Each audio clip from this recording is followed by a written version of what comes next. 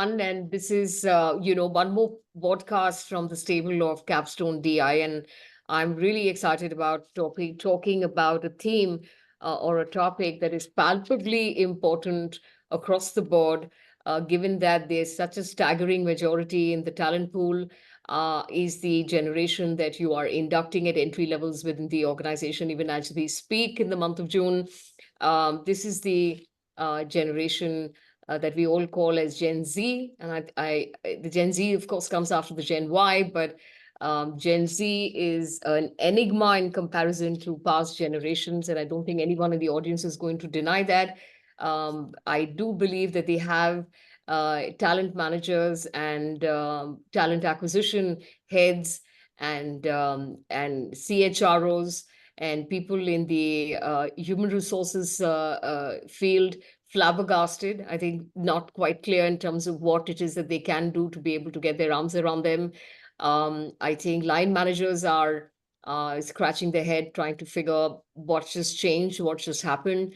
And I think that given the fact that they also have entered the workforce in the context of so many disruptions, I think this warrants a conversation here, and especially with the experts and the practitioners that we've lined up today. So I'm hoping that all of you who are joining us on LinkedIn Live and those who are joining us on Zoom are all set to be able to ask your own questions and participate with your own experiences. So do keep the chat going. Do keep your questions coming so that we can make the most of the people on this conversation.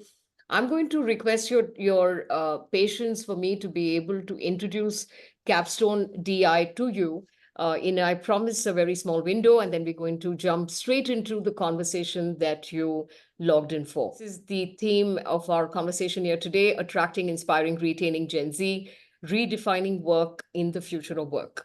So our conversation today is about work and the experience of work, and we're going to have this conversation in the context of being able to attract, retain, inspire Gen Z, Gen Z talent into your organization. Capstone's DI practice is pioneering in that we started the Women Leadership Forum of Asia work in 2010. So this is almost 14 years of work in the diversity, equity, inclusion space.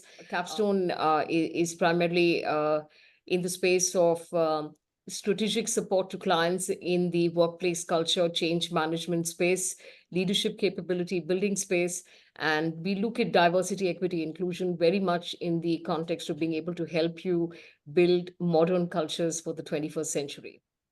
This is the area of work that we do: high performance culture, strategic change management, leadership capability, diversity, equity, inclusion. We help organizations build talent architectures, and we help organizations manifest the future of work. So the Capstone organization works with over 150 clients as we speak, including several of them globally.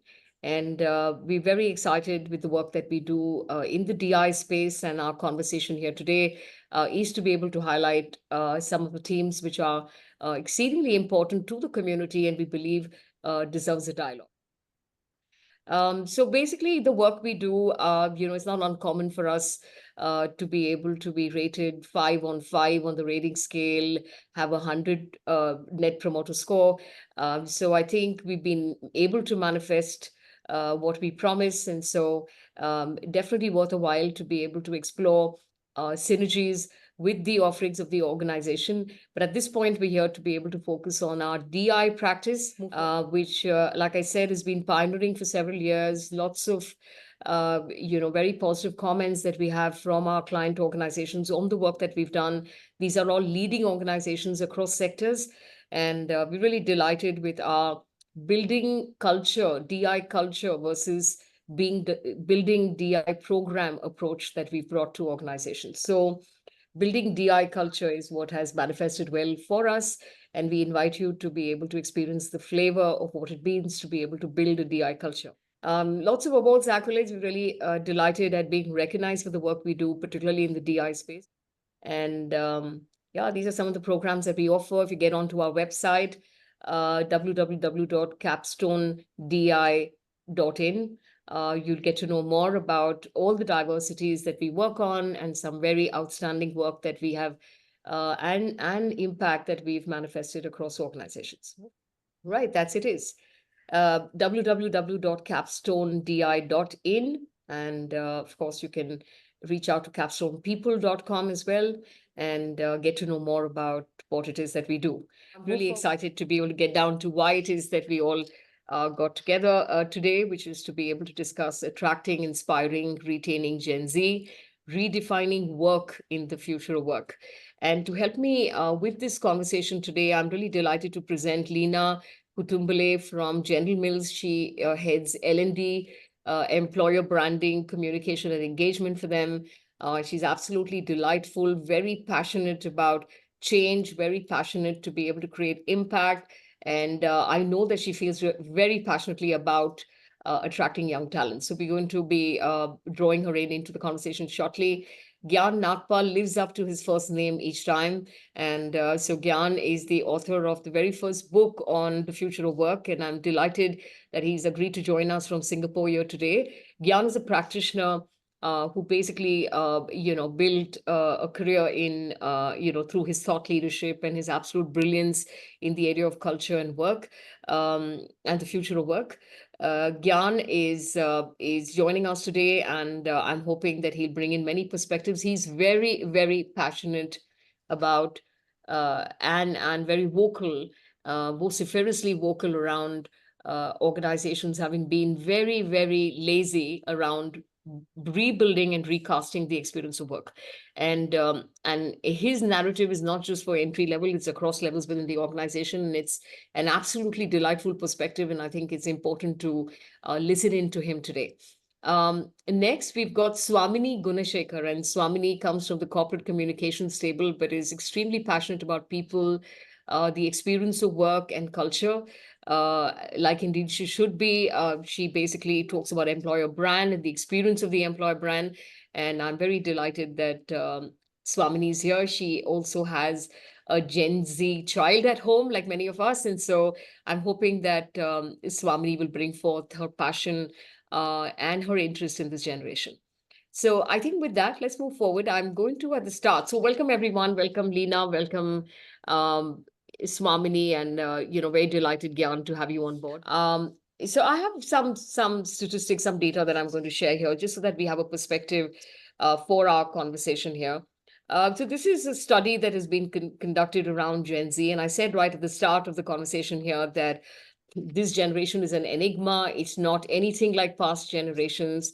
One of my conversations with a social scientist yielded some really interesting insights on how he saw Gen Z poised in the scheme of things, and he described them as the generation that does not benchmark vertically with past generations. This is one generation that stands apart because it actually benchmarks horizontally with their own kind globally.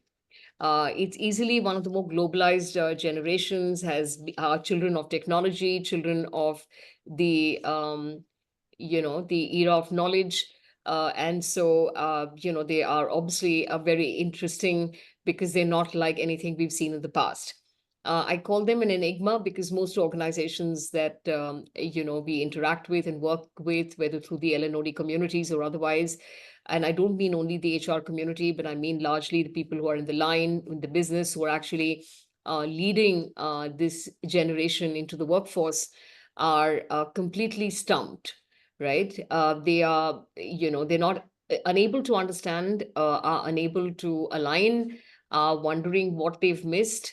And notwithstanding that many of them raise Gen Zs at home, they are very surprised with some of what they see in the workplace, and are left, sometimes jumping to conclusions and being very upset about what they see, and at other times just being very thoughtful about what it is that has missed them in terms of being able to interpret and understand what they're seeing around them.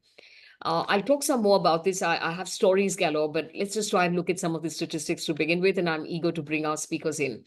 So 64% of Gen Zs, and this is fresh out of the oven research, want flexible work arrangements. They believe it's a waste of time to be at work physically all the time, are very pragmatic about coming to work and contributing at work, and absolutely believe that they may actually work harder if they were given more flexibilities. If we didn't work in the original format of 9 to 5 or whatever are the 8.5 hours that organizations are expecting people to work, they actually want to be able to question this, and are wondering, why we presume that because people are physically there in the workplace, they're productive, if they actually believe they could do more if they had more workplace flexibilities.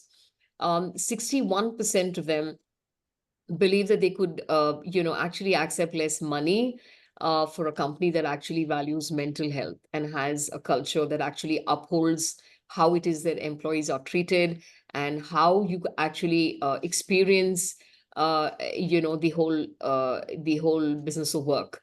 They question themselves on, on how it is that organizations have been able to sort of survive and deliver value by virtue of what they see as heavy power distance, very draconian behaviors, command and control styles that undermine human contribution.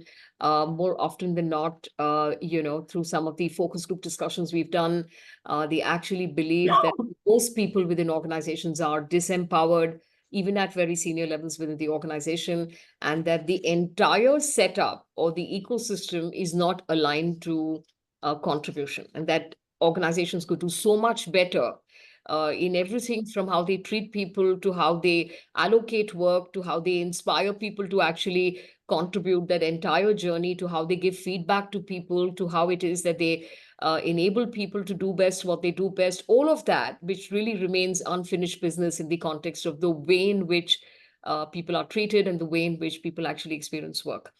In one organization, there was somebody who was telling me that, look, I'm just flabbergasted with this group of people. What exactly do they want? Why are they coming to the workplace if they really don't want to contribute? And he was referring to Gen Z.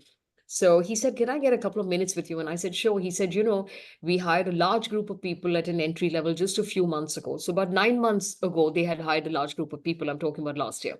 And he said, we really pulled the stoppers to give them a great experience in their orientation program. We treated them really, really well. And we had everyone, all the senior people come in and talk to them and inspire them and all of that. And he says that 9 months down the line, one of the smartest kids that I'd seen in this group, was walking past me in the corridor. And he said, oh, sir, can I get a minute with you? And he said, yeah, sure. And he said, ki, sir, I just wanted to say bye. It's my last day. And he was just stunned, and he said, what, where are you going? I mean, you were doing so well. I mean, you were so good. I've been busy with work, so I've not caught up with you, but what is the reason why you're leaving? And they, rushed into a room for him to want to have some privacy to talk to him and to try and understand how did somebody who seemed to have so much promise at an entry level suddenly decide to throw in the towel.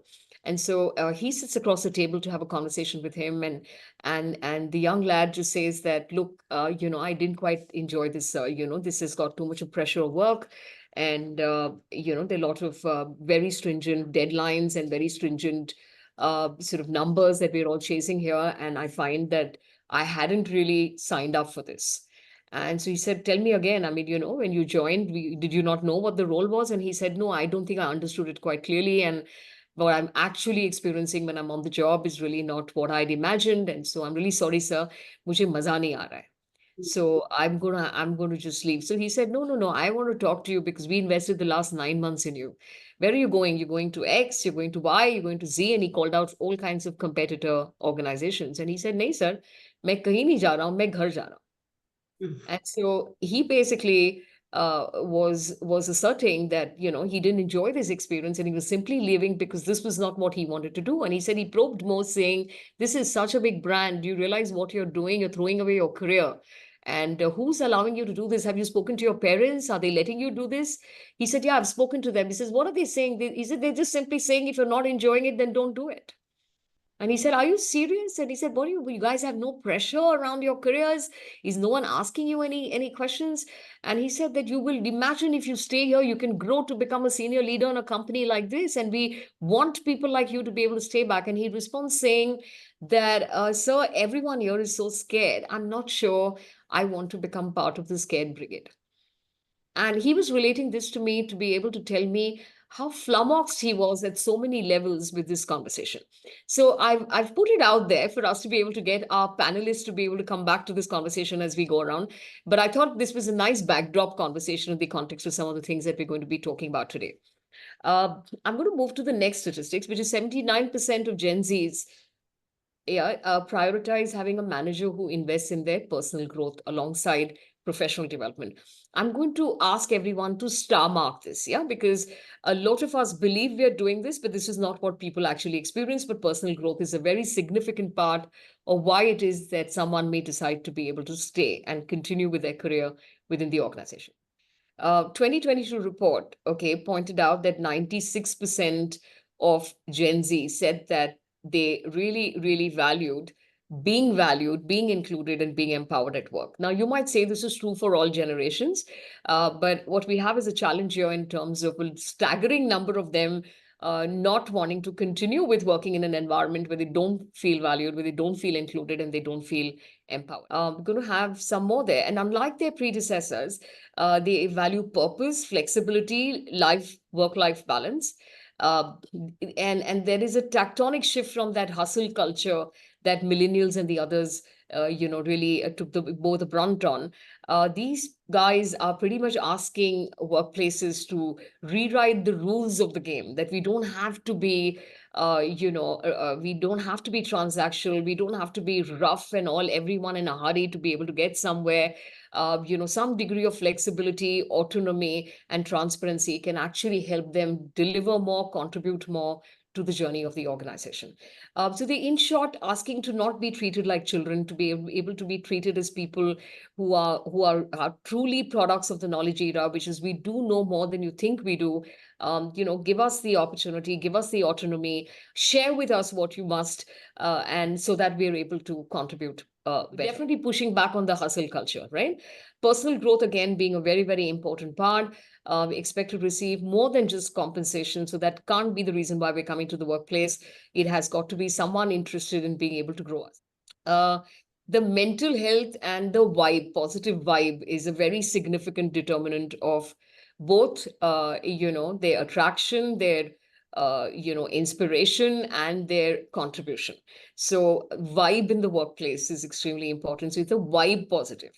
So is the vibe too stressful? If the vibe very hustle, if the vibe is basically transactional, the vibe is basically, exclusive, the vibe is non-transparent, all of this, they believe, create negative emotions, and therefore they would not want to expose themselves to a repeated experience of negative emotions. And that can be a very significant determinant on whether they'd want to continue working in that particular workplace. So this is a snapshot of some of the things that we could bring to you on Gen Z in the context of the experience of work.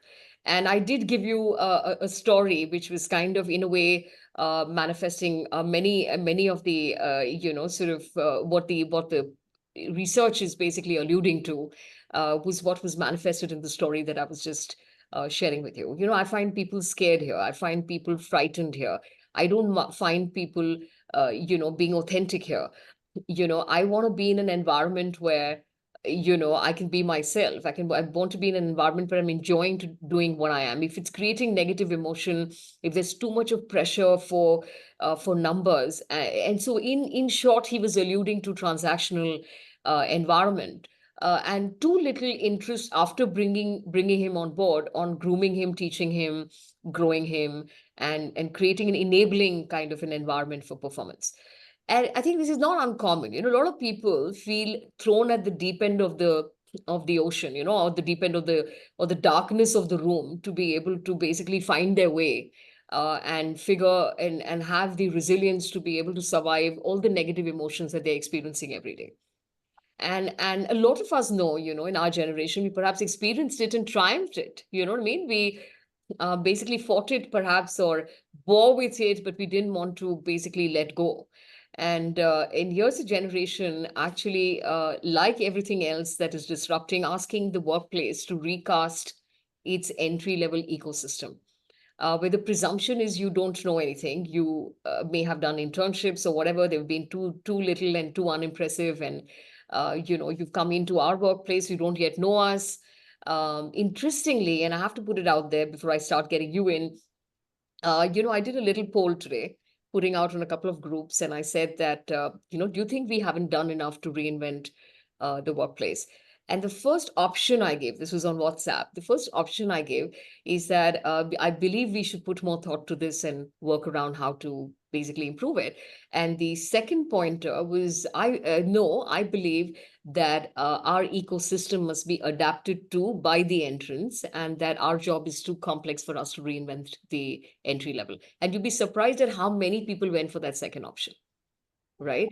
Which is that the nature of our industry, we can't recast the ecosystem at the entry level, whatever that means. So I'm also here to tell you that a lot of us who are in positions of power to be able to influence that change don't believe that that change needs to happen. In fact, they believe young people coming in must adapt to the way they receive us and learn how to be able to perform in our ecosystem, right? So I think with a couple of these things in the backdrop, I'm really excited to be able to hear your perspectives.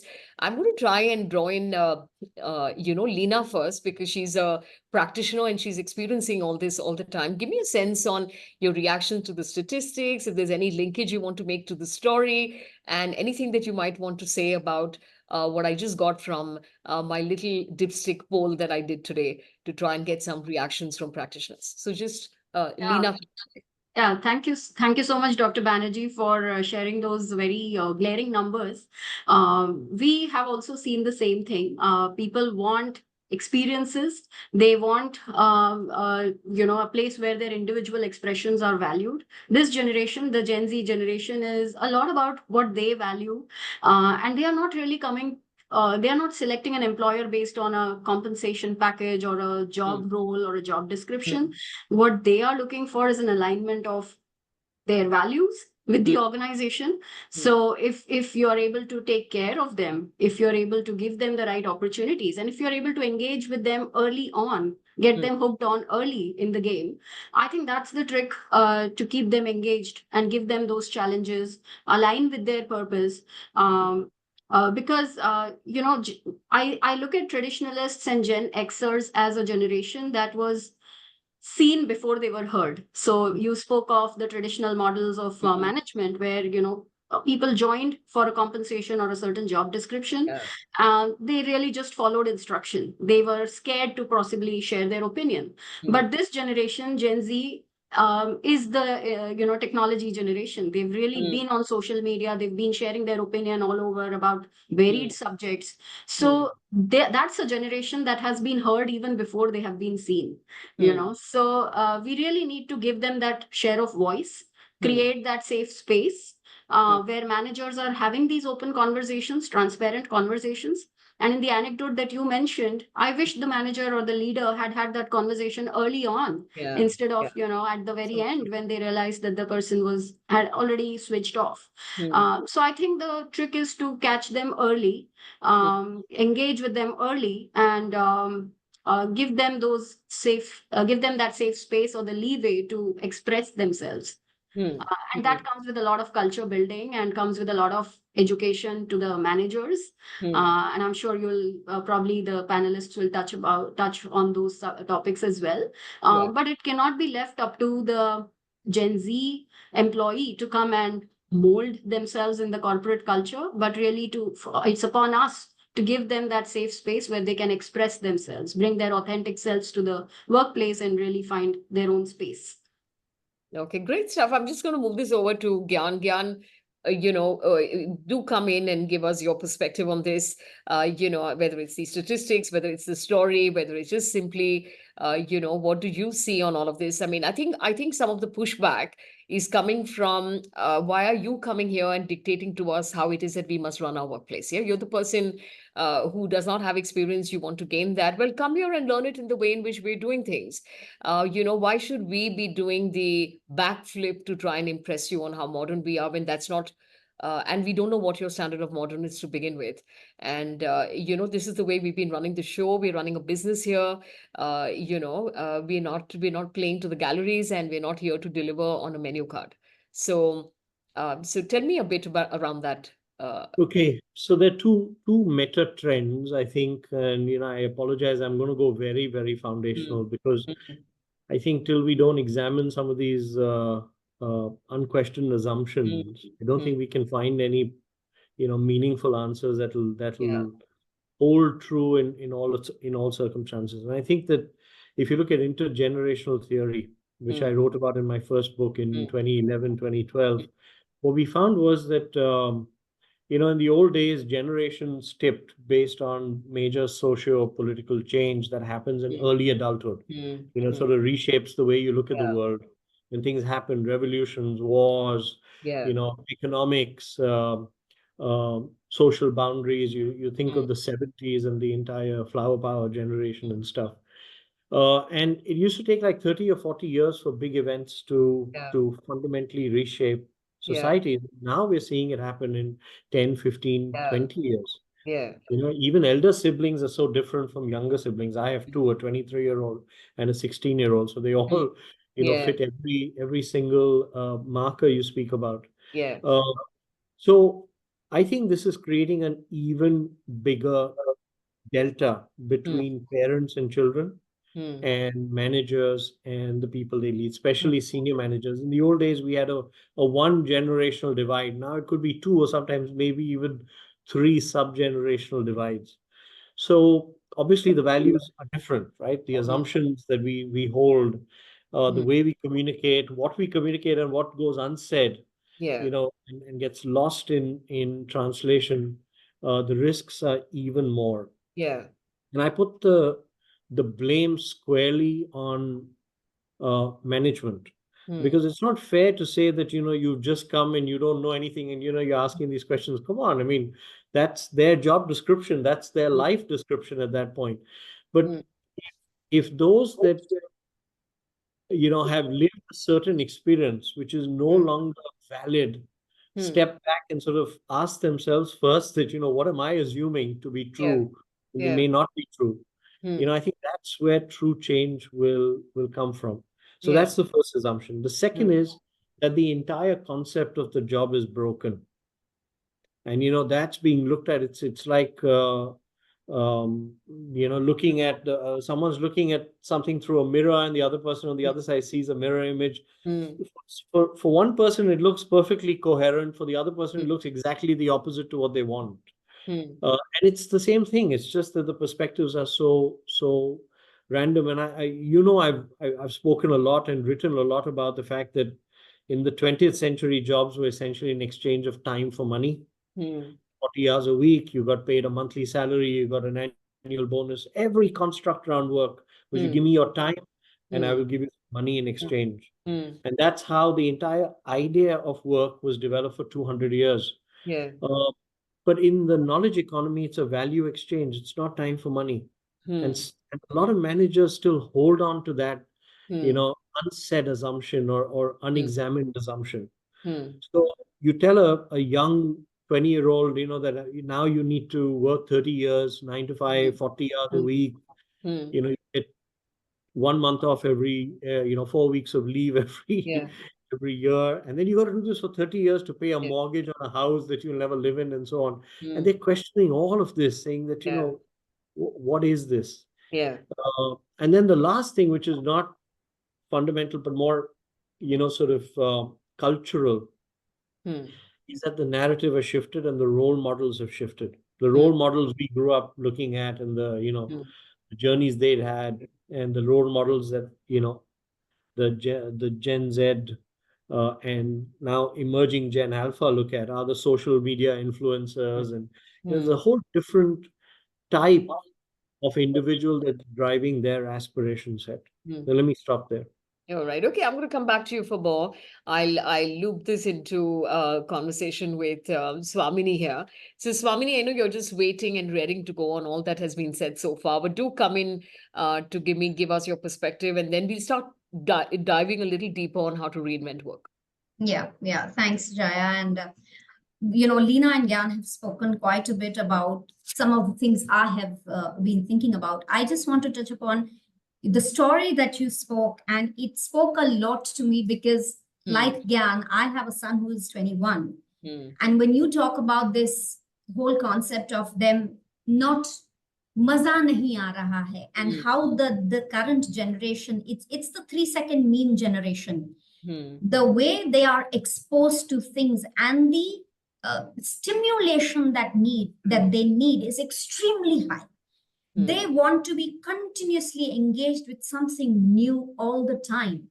Hmm. And frankly, also look at the whole socio-economic aspect. When we started working, Hmm.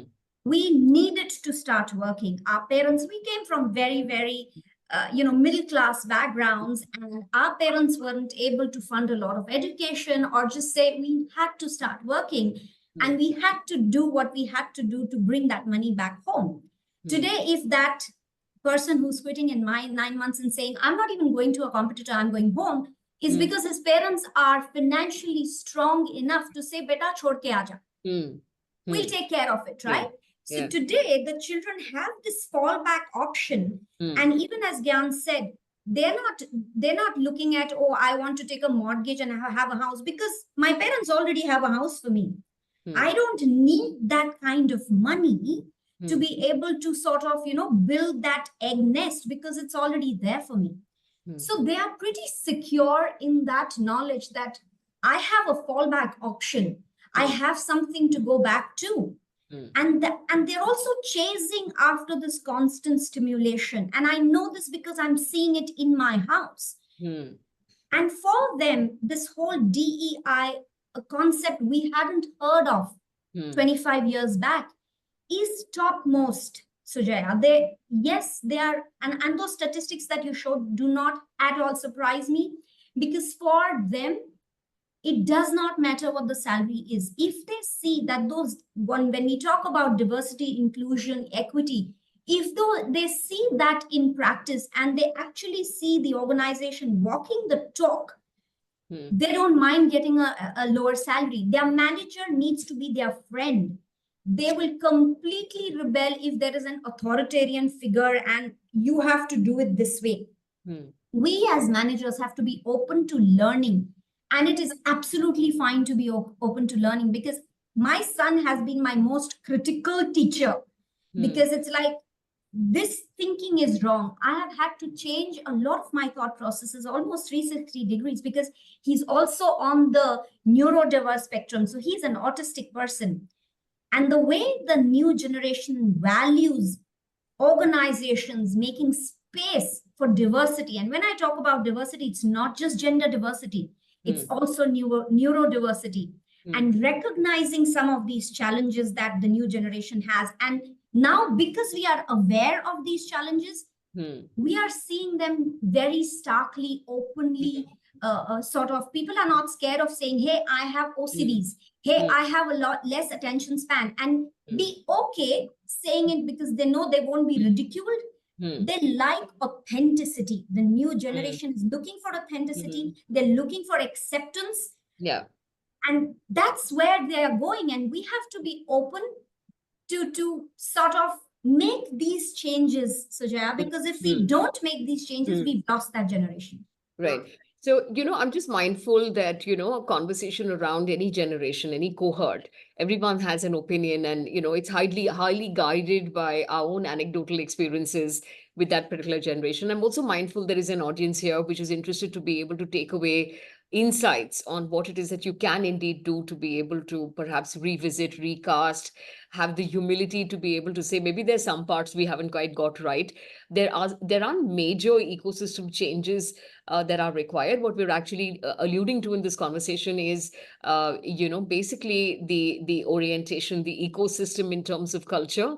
We're talking about the fact that this group that's coming in, this cohort that's coming in, may have, and it's not unanimously true, but would typically have better affordability than a lot of the past generations when they did come into work. So they do have the choice or the option of a pause. And so therefore, to believe that they are that no matter what, they will basically do everything in their capacity, like past generations, to keep their jobs going, is not true. That they will basically, perhaps keep trying to be able to find the place which is a good balance between what they're looking for and what they actually have on offer. The moot point or insight being that the culture matters. So I think in that conversation, I want us to be able to take away that the culture or how they experience the culture matters. And I think it's important for us to be able to therefore strategically present it in a particular manner and work on being able to create that culture. And it's not just about what we present to them, but take away insights on what it is that we need to do. I do a lot of work under the umbrella of a concept called humanocracy, which is humanocracy is about reducing the bureaucracy in the organization and the presumptions that we make across levels. And, one of the presumptions we make around the junior band is that they're really good if they are obedient. And I think that is a paradigm of the past generations. And I'm not saying we want disobedient people. I'm just saying that can't be the only dimension for which we think they're good or they're performers. So diligence and obedience has been overvalued in the old economy, and I think in the new economy got to wake up to the fact that it's great if you are if you're diligent and you're serious and the rest of that. But we actually bringing in or integrating children of the knowledge era. What kind of jobs can we create for them? How can we reinvent their experience of work so they can truly bring this value to us? If I used a word generative, that generative intelligence gets you to create innovation, right? Maybe some of you scratching your heads thinking, what is generative? Yeah, a Gen Z person will just pull out a phone and see what is generative. I'm not saying the others won't, but I'm just saying they won't worry about not having the experience. They still will know what it really means. What they really need support for is the experience. And I think that's where the organization really truly comes in. So would you all agree that this group's actually looking for mentors? They're looking for people who will actually teach them, hold their hand and teach them. And then who are in, not so much in a hurry to become a boss, but would like to be a friend first. And I think this is the point that I take away from what Swamini is saying. Right. So I'm going to talk about ecosystem. I'm going to talk about, experience of work and the opportunity to connect before we lead, right? We're in a hurry to be friend rather than hurry to be boss. And I think that shift, which perhaps can help, inspire, retain, and learn. You know what I mean? In so many ways. So I'm going to pause there in terms of bringing all of you in on what ideas went through your head in terms of being able to recast the experience of work. I'll start with you, Gyan, because you've done in-depth research around this space and you feel so strongly about work. So tell us a bit about what is it that those who are on this call today can take away as 2 or 3 great ideas on what can you do, where can you start in terms of being able to help reinvent the experience of work for Generation Z that's coming into the workplace? So I don't think we need to reinvent anything purposefully. I think what we need to do is recognize that the values are different. And if the values align, then very smart people can, sort of create whatever they had to create. So, 10 years ago, I read this very, very, sort of life-changing article. It was in the Mint in Indian newspaper, written by, I think it was an interview with one of the senior leaders at Egon Zehnder. And he had interviewed 20,000 people in his life. And Claudio Fernandez was his name. And he said something that really changed my life. He says, the modern job interview is a conversation between two liars. And it totally rung true. And these are some of the things that, we as responsible business heads or, senior leaders in organizations have to go back and really think about. Yeah. We're a lot of what we do around work, the packaging around work, the infrastructure around the work, is actually just, outdated or is redundant today, or is, sort of not the right flavor for the right season. And as a result, we have we have a lot of very smart people across all generations trapped in very dumb jobs. So these are some of the issues that worry me more than necessarily, trying to come up with a clairvoyant view of how work will look like. I think we have great startups today where people do great work, a lot of very young and excited talent work 20 hours a day. So it's not about effort. It's not about energy. It's not about motivation or desire. It's about, igniting their passion and their energy and their ideas in the right way. So that's the first thing. The second thing is, I wrote in this new book of mine that 20th century work used to be built on the foundations of two-way loyalty. Hmm. You assume that you spend 30 years with Hmm. an organization, you get a pension at the other side, and that was the fantasy employees had, and their employers Yeah. had the fantasy that, look, you're going to stay in your job till your boss moves on, and then Yeah. grow in a sequential manner. And Hmm. that was true. It's still true in some of the defense and Hmm. other sectors. uh, but in private industry, Hmm. that assumption is long dead. So Hmm. I wrote that, while 20th century careers were built on the foundation of two-way loyalty, 21st century careers need to be built on the foundation of two-way honesty. Hmm. And that goes back to that anecdote you shared, Yeah. that if you're misselling a job, if you're misselling Yeah. the culture, if you're Yeah. misselling, the benefits the Yeah. true innate Yeah. Yeah. attraction factors, Yeah. then talent realizes in about 6 to 9 months that this Yeah. is not my game. Yeah. I don't want to waste my precious one Yeah. life on Yeah. this. I go Yeah. somewhere else. Yeah. And I'm so So glad you're saying that, because we have somebody in the audience, Naveen Goel, and he's saying exactly that, the recruitment strategy is wrong. Why? How did we end up getting someone who wants to leave in 9 months, who had a very different experience of the work itself? And why wasn't this job explained to this person? Why should you be surprised after you've come into the workplace? So, he's talking about hiring not planned based on research. So you should have been clear about what you're hiring for.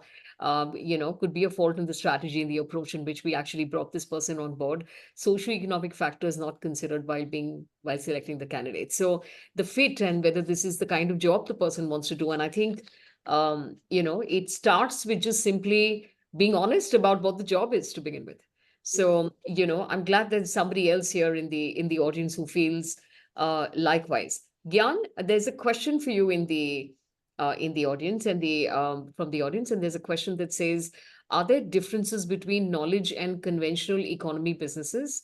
For example, IT-based services company versus an automobile manufacturer. Do you want to respond to that? absolutely, I think increasingly the disruption is happening on both sides, but in very different ways. On one side, you have robotic, Mm, uh, you know, automation coming in and mm, disrupting work, and that will change, the mm, nature of industrial work. mm, Um, you can't do it remotely. You can't do a lot of that from home, and mm, so on. So there are different trends and different attraction factors mm, mm. that are needed, new attraction Yeah, factors that are needed to make people, yeah, enjoy that kind of repetitive yeah. uh, work. But in the knowledge industry, I think it's much more, diverse Mm, today. I mm, don't think the knowledge industry was like it was 20 years ago, where, mm, it was, mm, I mean, across industries, the talent profile was quite similar. Today, we have platforms that mm. allow talent to unlock value and monetize their skills, Yeah, which are competing in real time with organizations that have these offers and, the yeah, salary sort of construct. yeah. And in hot economy jobs like data science and others, you find a Mm, lot of talent saying that, I'm just happy gigging yeah, because I think I can make 80% and I've got yeah, more flexibility, and yeah, my learning curve is better. I'm getting yeah, sharper with more and more diversified yeah, experiences. yeah. Uh, so, this generation is more assertive, empowered, and informed Mm, than any before that. And I think we mm. have to learn to respect that. Hmm. Hmm. So, I mean, while with you on, feeling empowered to and having a strong sense of agency on what I will do, what's good for me. If I'm having a negative experience here, I'm not putting up with this. I think it's all great. We didn't do it in past generations, frankly, and I'm delighted that, that level of assertion is there in terms of what it is that I want.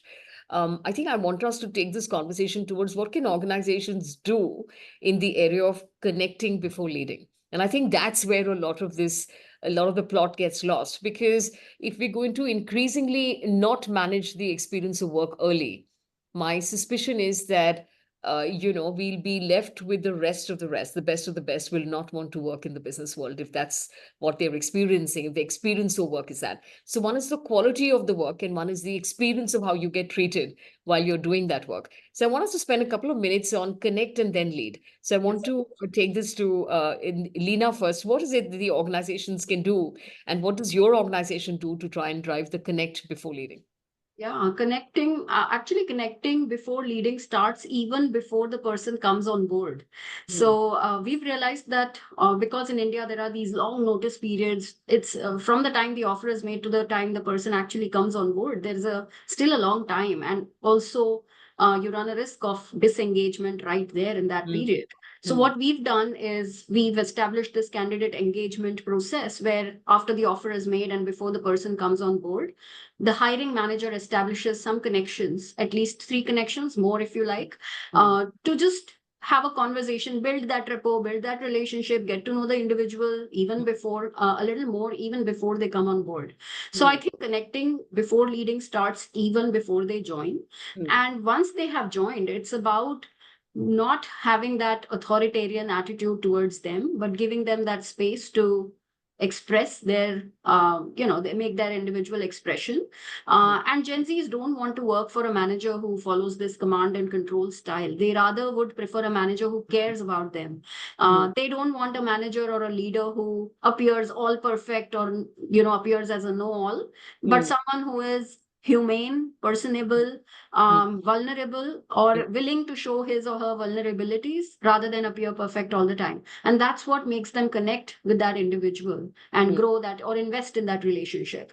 So I think it's a lot of shift in the mindset in terms of how managers approach their management styles or leadership styles or what they expect from their team members and what kind of relationships do they build with their own teams.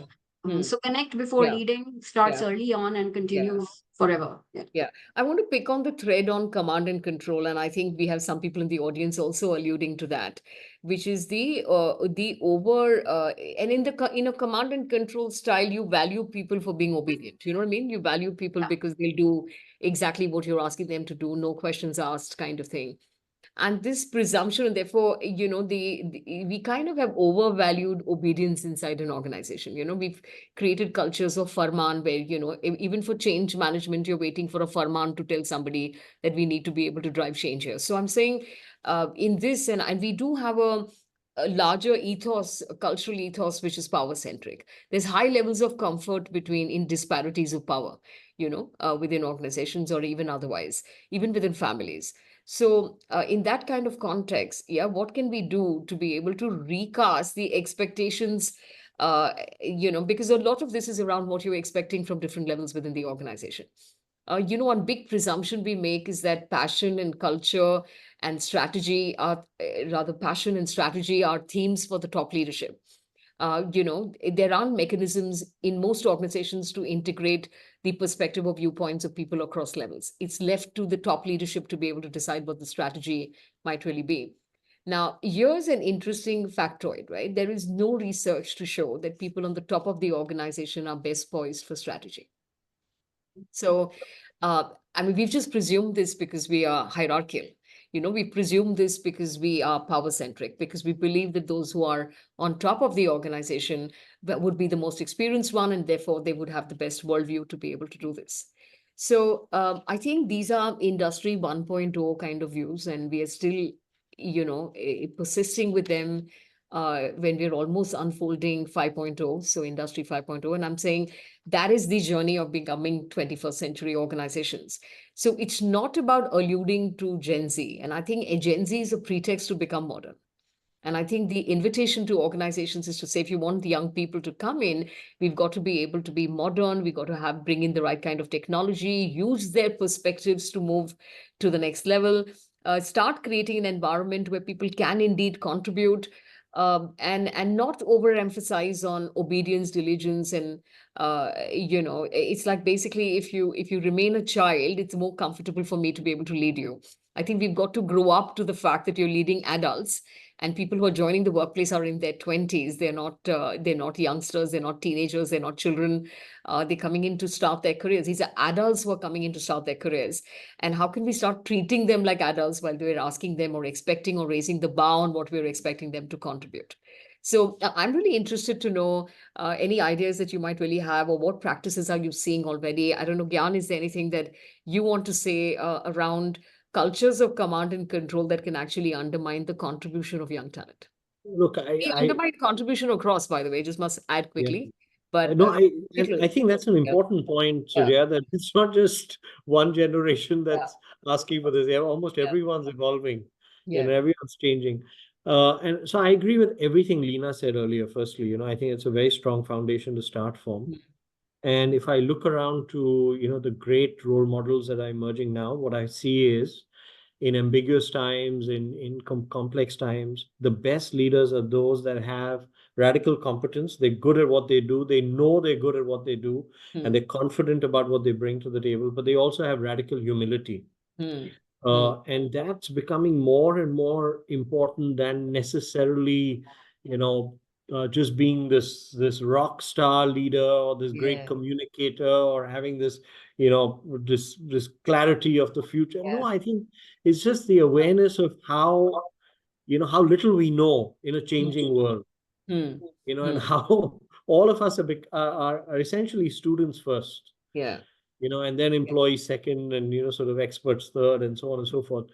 Mm, So that data point you showed, 79 people want to work for great managers or whatever, was absolutely, they want mentors, they want people who can mm, debate things with them, yeah. bring their voice into the conversation, listen to what they have to say. And Mm, this is across all generations. We want to mm, be heard, we want to contribute, mm, we want to have a little bit of our personality in every mm, in mm, every task that we do. mm, mm. And managers that allow space for that are more successful. Yeah, I want to bring in another perspective, which is, a little controversial, but I think it's true. And, I think it's kind of quite apparent in the way in which we're seeing things unfold.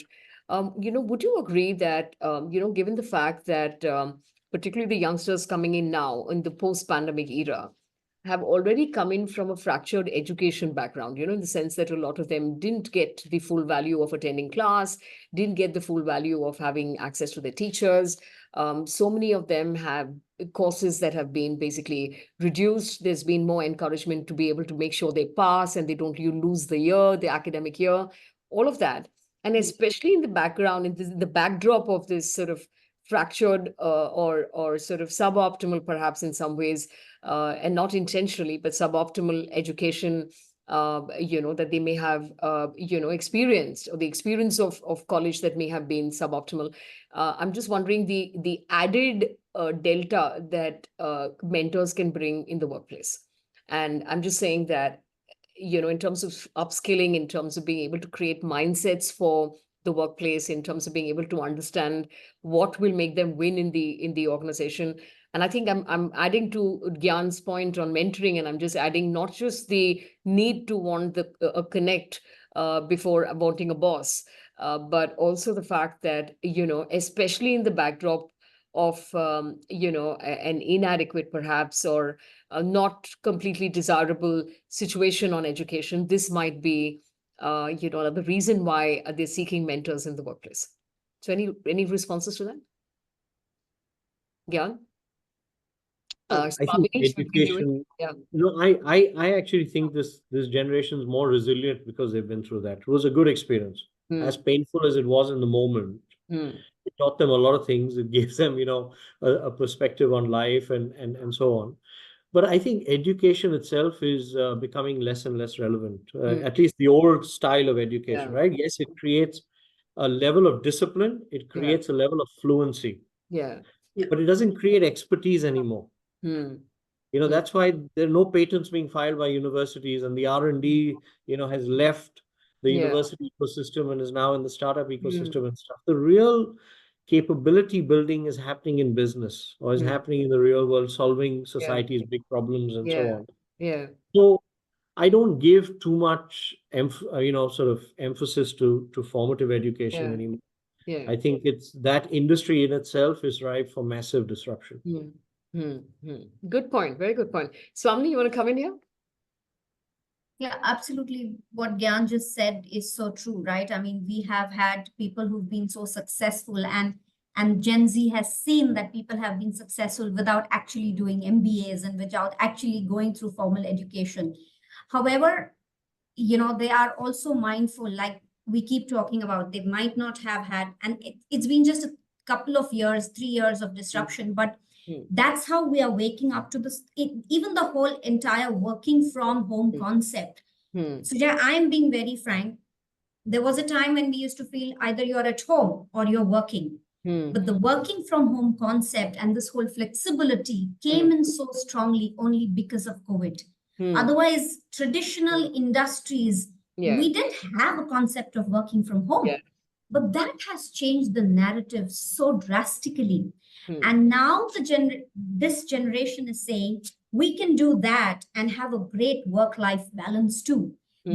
We've woken up to the fact that these things exist, they work, Hmm. and sometimes people are more productive Hmm. doing this kind of work because it gives them enough time to follow their passions. Hmm. So and what I said before, where we spoke more about the manager as a friend, even the whole concept of mentoring or a buddy program, or having space in your organization where even newcomers are absolutely, they should be open to having mentors who are ready to invest in those people. The mentoring is about investing in somebody and wanting them to succeed, and being authentic in this mentoring, where the person really can feel that you want that person to succeed, is very, very important as a mentor. Yeah, so true. And even if we're almost on the hour right now, we're going to go on for another 15 minutes. I want to be able to spend a couple of minutes on what do you see, for the Gen Z who have joined this conversation here today, right? What would be your advice to them in the context of being able to, even while we're saying we want to connect with you and then lead, and we're advising people to do that, we're asking people to become mentors rather than bosses. We're alluding to the fact that you can assert and ask for things, and you want an environment where your agency gets appreciated. We're saying it's not only about obedience and diligence, it's about creating environments of contribution for them. Give me a quick round robins on, we start with Lee now, on what would you like to say to the Gen Z who are on this call today? I would say that every generation has its own unique attributes and unique contributions that they have made. Every generation has had its own defining moments that have changed the way things operated in that generation. For example, be it the wars, be it the advent of technology, and now COVID-19. Each of these have been defining moments for those respective generations. So I would say every generation has something to offer and something to learn from each other. So I think coexist, pick the right experiences, right values from each other. Gen Z, I'm sure, has a lot to teach Gen X and Gen Y as well. And Gen X and Gen Y have a lot of experience to share with Gen Z. So I think it's a mutual, healthy association with across generations, I would say. Good one. Gyan, you want to add to that? What do you want to say to the Gen Z who are listening to this conversation? I think you got to curate your career. There's a lot more art in it than management science anymore, and that's liberating in some ways. It requires courage, yes, but my only advice would be that work for great leaders, work in great cultures. Don't waste your time in places which don't appreciate what you bring to the table, because we're not doing it for money anymore. The financial risk is on your shoulders, your career risk is on your shoulders. Organizations won't pay you a pension anymore. So if you're building and curating your own life and your career and your competence and stuff, you need to be surrounded by the right people, and particularly earlier in your career, because they can have a damaging impact on values, on your competence. Well said. Don't look for the designation. Don't look for the money first. Of course, it's important. I'm not saying it's not. I'm not a fool. But work for really great people, and you should enjoy, contributing. If you don't, then get out of there. Yeah, good point. Swamini, what's your advice to Gen Zs on this call? Two things I would say. I would ask this generation to have a little more patience and build a strong network.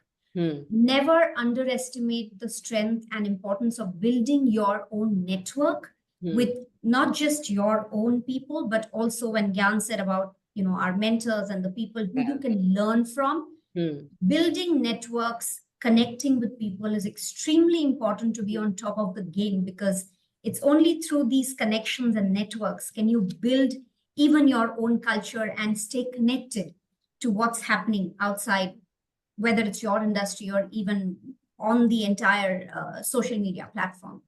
Build those networks. Yeah, I think very good point there in terms of inviting Gen Z to be more inclusive. So I know that you're traditionally known as the generation that benchmarks horizontally with your own kind.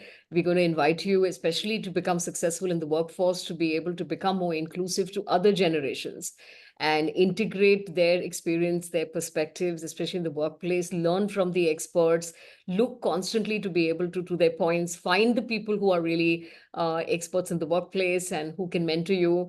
And, mentoring is not something that you ask for. Mentors feel attracted to talent. So demonstrate your talent so the mentors want to come forth to be able to give you their time. And, workplaces can be splendid if you really know how to be able to, like he said, curate your career. I think if you're in a hurry and, to the point on patience, if you're in a hurry to dismiss the experience, then you're not going to stay on for more. But to be able to voice, ask for help, find the connects. There are people waiting to befriend you. So you got to be able to spot them and find them. If you yourself are transactional, if you have agreed to be an introvert who will only deal with your own kind, you're going to miss the bus. There is lots of opportunity around you.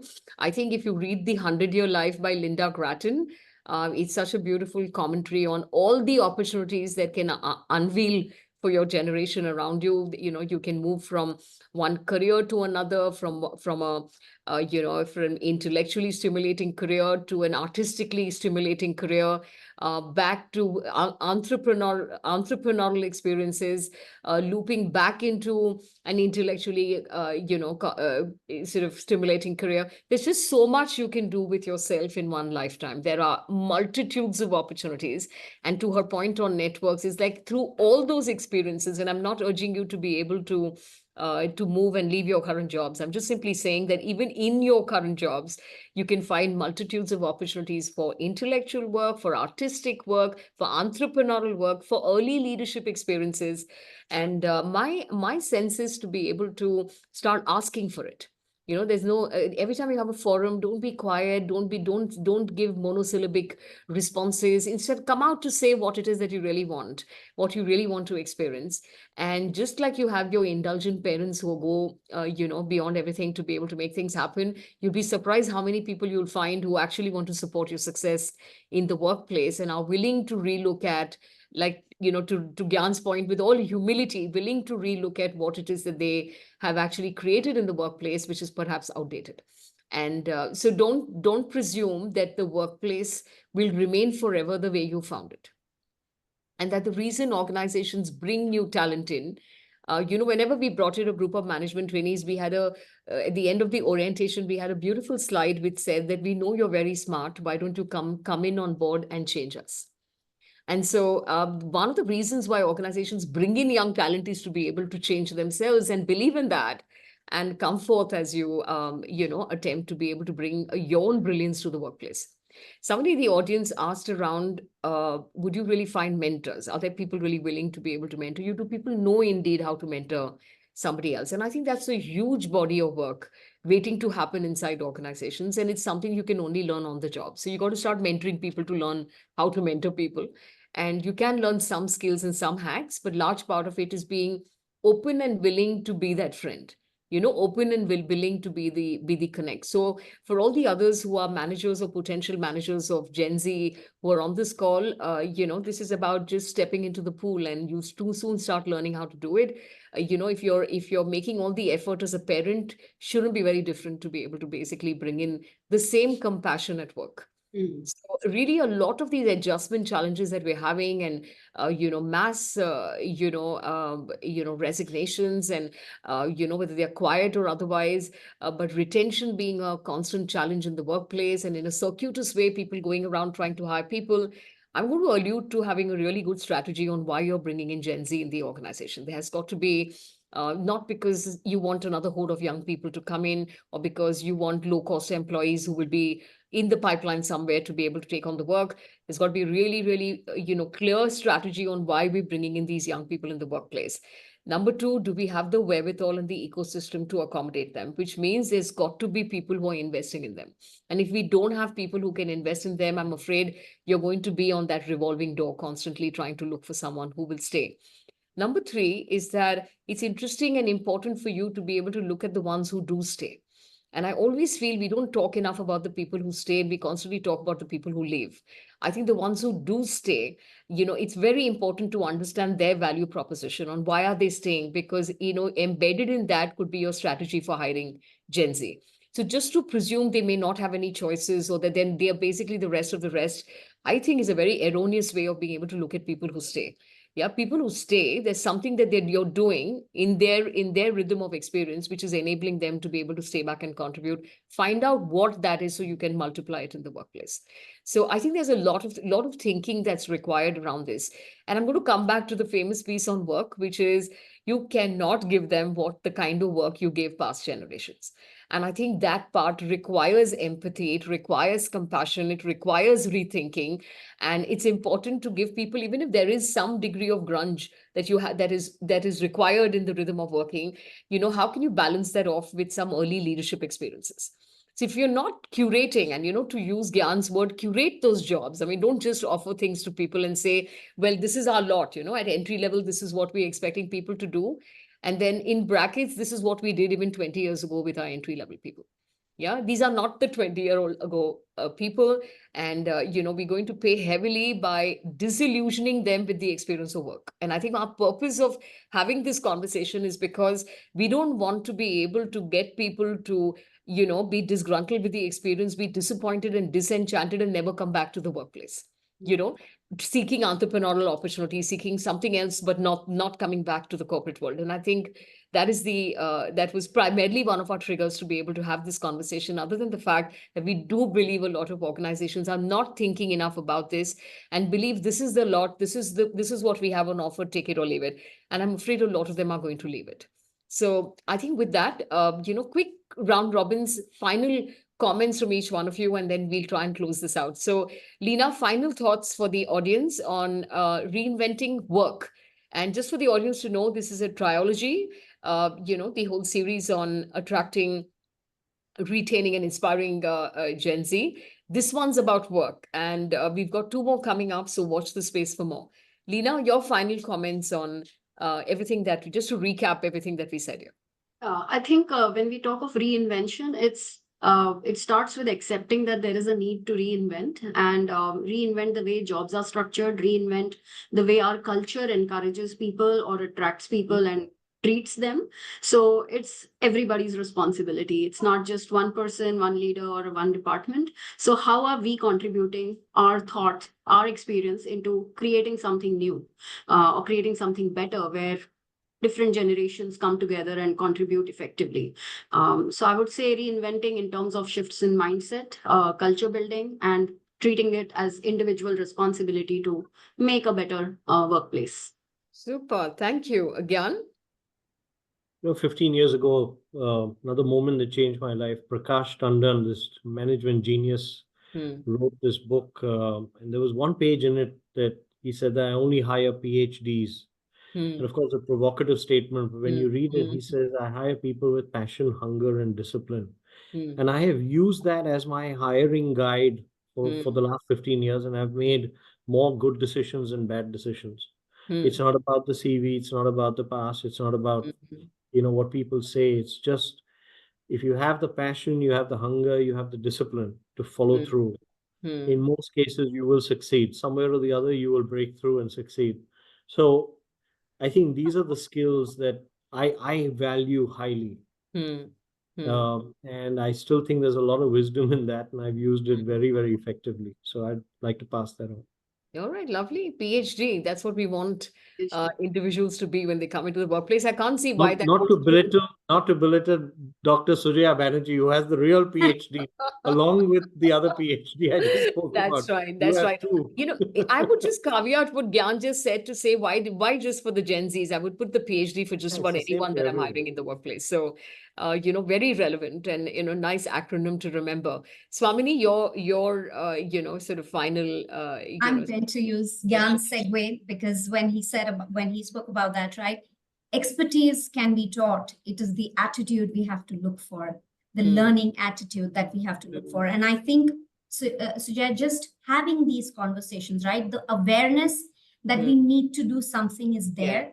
Yeah. So I think we should continue these open dialogues and keep these conversations going, and not just the conversations, but actually take some takeaways from these conversations and act upon them to show the Gen Z that we mean business.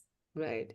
Good point. So I'm just going to recap for everyone. First of all, thank you for staying on in the conversation. And those of you joining us on LinkedIn Live, thank you for your interest and thank you for your participation by just being here and listening to us. Obviously, we're trying to draw attention to something important. It's the month of June. Most organizations are inducting their young talent at this time as we speak. Still no time lost for 2024. You can start re-looking at how you're going to be nurturing them. What kind of attention are you going to be paying to whether they are indeed settling into these jobs? No harm at all to go back to the drawing board to figure whether we're getting in the right kind of people. What is indeed our hiring strategy? What do we plan to do with this group when we bring them in? And to Gyan's point, you want to look at the PhDs when you're actually trying to hire and not get obsessed about which school they're from, perhaps, if that's what your culture really alludes to. What are we doing in the context of being able to sensitize leaders to Gen Z? And I think that's the job we're supposed to be doing internally with the leadership. And those of you who are leaders who are joining in today, this is an area of focus. This is an area of being able to remain sustainable as an organization. If you really do want to build your talent pipelines at an entry level, it's extremely important on an urgent basis to start looking at what is the experiences we are creating for these people when they come into the workplace. So I think there's a huge body of work remaining to happen, and there's compassion required from both sides. I'm just going to leave you with that thought, and thank you everyone for joining us today. The recorded version will continue being there.